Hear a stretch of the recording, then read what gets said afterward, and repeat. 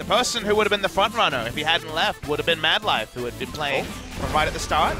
Invasion coming through here as they start pushing in, because of low stacks are going to come through. Exhaust thrown down. Yeah, they're going to go for it. Flash forward from Snowflower gets the stun. He's going to go low. Can they save his life? The answer is going to be no. Umpty comes up with the first blood. You know, you're so far ahead, there's nothing else for you, but it's going to be an engagement down to the bottom side as Prey gets exhausted. Teddy will do the same as both just trade back and forth. Heal comes out, piercing arrow through. Teddy's going to come out on top of this one. Gorilla going to try to answer as best he can. Flashes away. He does not get locked up, and Rascal joins in the fight. Throws down that equalizer. It's his debut game. We'll give it to him, but Teddy's just going to run into the turret. I think that's just going to be the kill coming through for Gorilla. Yeah, with a slight little attack. Yeah.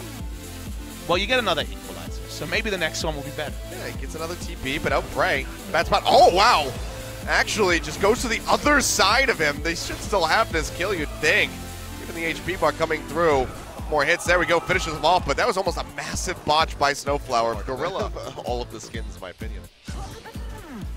Well, Umpty's been here a while.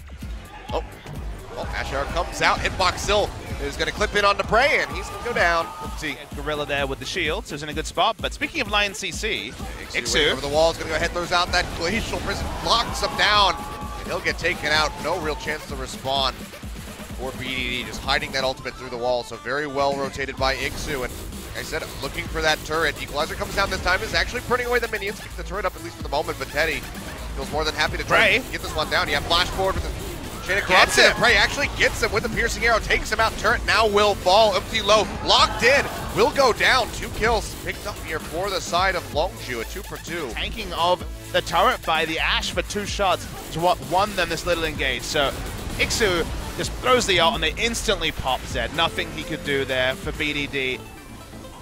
Rumble is roaming down, ults the wave, but watch how Prey enters his fight. Sees Teddy tanking up, instant flash flick into the chains of corruption. 2 turret shots and a Q takes him down. They pick up another kill on the back end. So to go 2 for 2 with where it was at and not just give up a free objective is pretty decent. Threatening that shockwave coming through because there's plenty of pile-on from Jin Air. Shell goes down, Glacial Prison comes through as Rascal gets locked up, and yeah, that's going to be the shockwave not connecting in. BDD going in, straight in on top of Ixu with the death mark, but he gets taken down as somebody finds the kill. He'll go low, shield comes out, keeping him alive at the last moment. A double kill now for the Lee Sin, looking for more as Prey goes low. Teddy able to scoop that one up, flash away from Gorilla, takes him out of range of the Sonic Wave. Mission for information. He's going to get the bad news soon. No Mountain Drake, but they do have the Infernal to help them out. Baron going over to Jin Air very early on in the game. I mean, basically back-to-back, get the Rift Herald, pop it, go for the Baron. And just really well played, even with the Shockwave missing. Rumble stunned up, Shockwave misses. I think the equalizer here is fine. He's trying to stop any sort of retreat path, but it does mean that they have to fully initiate in on the fight. They don't have any damage. Snowflower's blocking so much damage with the Unbreakable, and then gold leads and item break even start to become into a factor. Kuzan is able to stay alive, put down the shield, really haste the rest of his team. Pretty straightforward from there, and Umpty's feeling pretty pumped them, which is a different proposition. Instead of going for that one, they come back in, down to the mid lane. BDD gets flipped up by that Glacial Fissure. He's able to jump away to the side, so he doesn't even suffer that much as far as the HP is concerned. Get him back up in the bottom lane. Umpty going in deep. They're not going to connect from Gorilla. A big flame spitter here from Rascal. So that's going to be the big shockwave coming through on the backside of the Ash. Arrow connecting.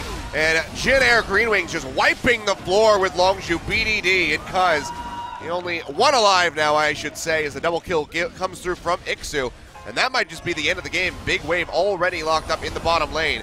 Glacial Prison not going to connect. They'll still get the slow up. That'll be the resonating strike as they complete the ace. Jin Air looking to close this one out in about 30 minutes. All it took was the first shockwave hitting out of 4. The equalizer was good. The shockwave was way better. And Jin Air finally are going to close the game. It took Kuzan's God Hand.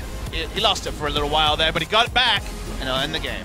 Well, actually give Longju a little bit of breathing room, perhaps, if they can contest the Baron, but it still seems so unlikely. So Coon hits, the equalizer's there, forces Teddy to respond, and okay, this could be the fight for Longju, but the equalizer on 4 members gets them all down to a sliver of health, as I keep calling the shockwave equalizer today. Regardless, the cleanup from there is pretty straightforward. Ixu low in health, but because of all the items, is going to die very, very slowly. Tosses the Coon already. He doesn't want to go over the wall. Sonic Wave comes down. Ixu's going to do just that as they start playing forward. TP coming through from Rascal, who is still sitting in the base. BDD gets locked up first and foremost and will go down. Equalizer thrown in. Teddy has to pinch up against the wall, goes low, but it's still just kiting his little heart out. Keeps himself alive. The shields come through. He's not going to go down. And everybody but Gorilla is dead. TP into the base. This will finally be the finish just a couple minutes later as Ixu finishes off that turret. JNR Green Wings, 32 minutes about to be on the clock, will be taking us to game 3. Not by Ixu's hand. That's going to actually take a really long time for the Sejuani. No damage. There we go, Teddy. Teddy will get there.